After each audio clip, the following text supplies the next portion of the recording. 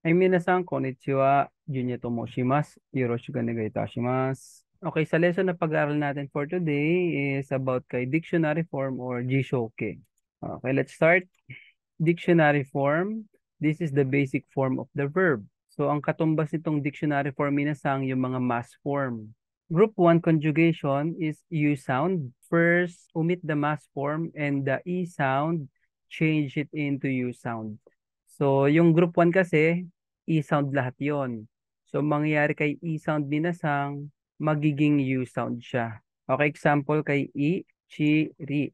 So, sa E, si Haimas, ang ibig sabihin ng Haimas is to crawl. So, ang gagawin natin, dahil group 1 si Haimas, i-omit natin yung mass form. So, matitira yung hi, and yung E sound is magiging U. So, magiging how. So, yung dictionary form ni Haimas is how. Okay, next, chi. Kachimas is to win. So, delete mo yung mass form, magiging kachi. Then, si chi is magiging U sound. Huwag kang aalis sa row niya. Ang row niya is T sound. So, doon ka pa rin sa T. Okay, so katsu.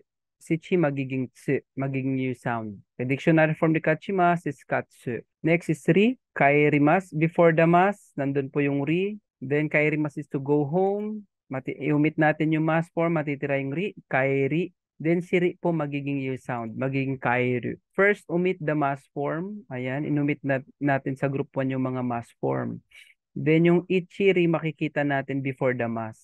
So yung mga yun is magiging U sound. Okay, next, B mini. Ito naman yung makikita natin, B mini before the mass form. Okay, katulad ito, manabi mas is to learn. Okay, andun yung mas, nandun yung B before the mas. Omit mo lang yung mas, matitira yung manabi. Then si B magiging U sound, magiging manabu. Okay, yan po yung dictionary ni manabi mas, manabu, to learn. Yomi mas, delete ulit yung mas, yomi po matitira. Then si mi magiging U sound, magiging M. So yomu. Next natin, shinimas is to die. Yomimas is to read. Shinimas is to die. Omit the mas and shini matitira and yung ni natin magiging nu. Shinu. Okay, next natin for group 1 pa rin. Group 1 conjugation. Ganun pa rin po. Ki, gi, shi.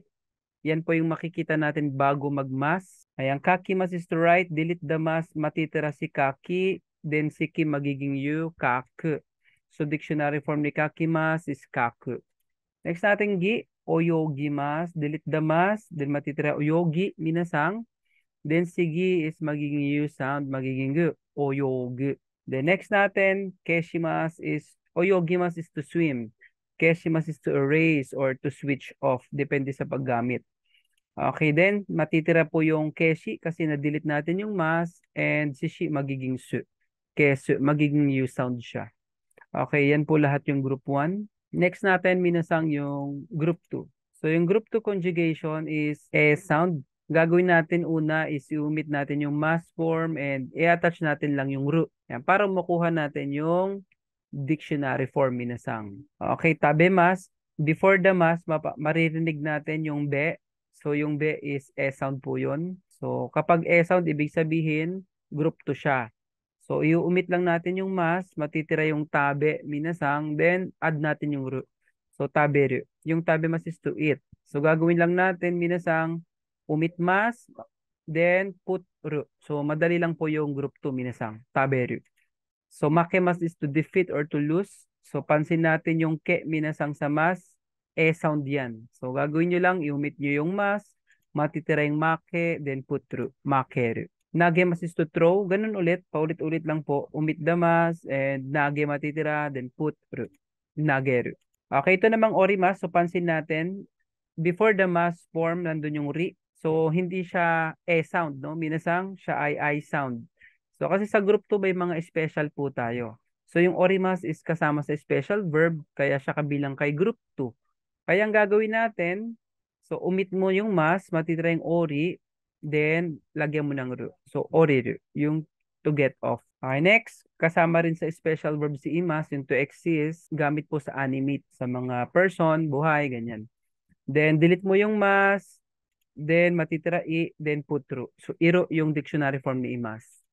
Mimas din, kasali din sa group 2, special. So, hindi siya E sound, kundi I sound. Pero kasama nga siya sa group 2, special siya. So, delete mo yung mas, matitira yung mi, then put ru. So, magiging miru. So, dictionary form ni mimas, miru. Mimas is to watch. Okay, next natin yung group 3 naman po. So sa group 3 conjugation, dalawang verb po yun. Shimas na nagiging suru. Then halimbawa is renraku shimas. Yung to contact, i-delete lang po yung shimas, papalitan mo lang ng suru para makuha yung verb dictionary form. Renraku suru siya.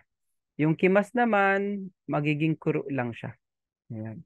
Okay, so yan po lahat ng dictionary form. Katumbas po yan ng mass form, minasang. Okay, renraku suru. Okay, thank you for watching, minasang. Subscribe to my YouTube account, J Mercado, and follow my page, JNR Online Tutorial, and follow my FB account, Junya Mercado. Okay, tsukaresama deshita, minasang.